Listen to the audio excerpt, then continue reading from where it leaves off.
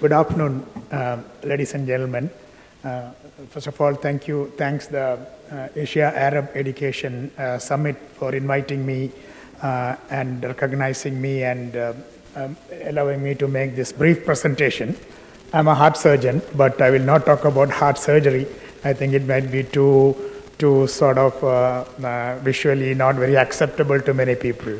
I did that once for a non-medical audience, and one of the audiences fainted.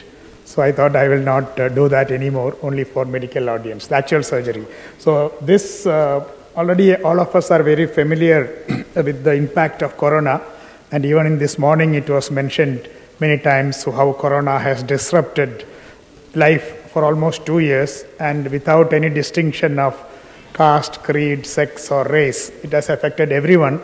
So I thought I will just briefly talk about the impact of corona on the heart, because that is my area of specialty. How do I fast forward this slide? Okay.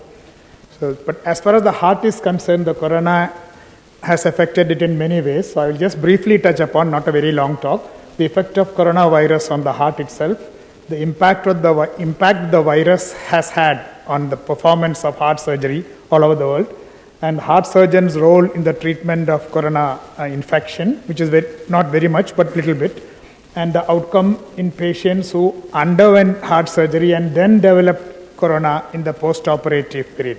So all this impacted the treatment in various forms.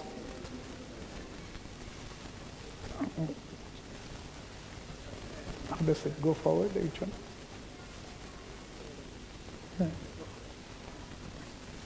Yeah, okay. When corona first came, nobody knew much about it. And why is it called corona? Because the shape of the virus is like a crown when you look through the microscope. It has got multiple spokes projecting out of the central body, and that's why it's called corona. So when it first came, it was thought that it is only a disease of the lungs. Of course, the virus enters the body through the lungs and affects the lung first. It was not understood that it also has an impact on many other organs on the body, like the heart, the brain, and many other organs were also affected by the coronavirus. So it was realized very soon that patients who recovered from coronavirus or COVID may show signs of heart damage weeks or months after recovery. The virus primarily affects the lungs, but it can also affect it stimulates a very active immune reaction in the body, which is called a cytokine storm. And as a result of this, it can cause damage to any organ in the body, including the heart. And more than 2/3 had mild inflammation throughout the body, but many of them recovered with normal treatment and spontaneously. But after recovery, it was found that many patients had problems with cardiac problems. And this, not only cardiac problems, many other problems. This was called as a long COVID. Patient has recovered from the acute symptom, but after recovery, they had certain problems for a long time. And this was a particular disease was named as a long COVID. And this also affects the heart. And it was found in some patients who actually died after that there was a lot of damage to the cardiac muscle. Even though he had recovered from the acute symptoms, the damage was long lasting. And this was thought to be for various reasons. One is inflammation of the heart, increased thrombosis of the blood.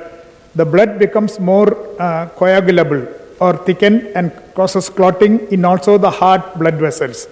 Not just like a coronary artery disease in which the main arteries are blocked, but multiple small vessels of the heart, impairing the blood supply to the heart, and this lasted for a long time. And this was actually discovered because those patients who received heparin, which is an anticoagulant, during treatment for COVID, they did better. Nobody knew why that was so.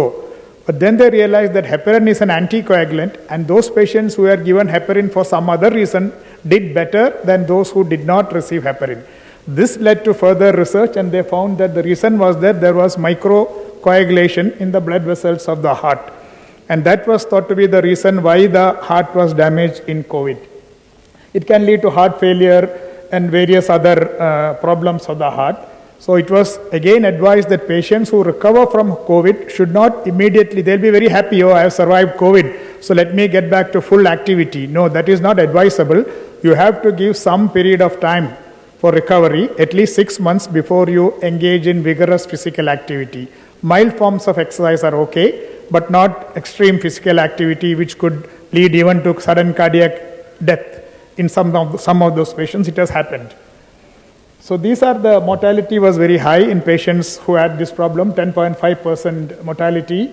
And many of these, I won't go through that, it's more for, again, this is also for medical audiences.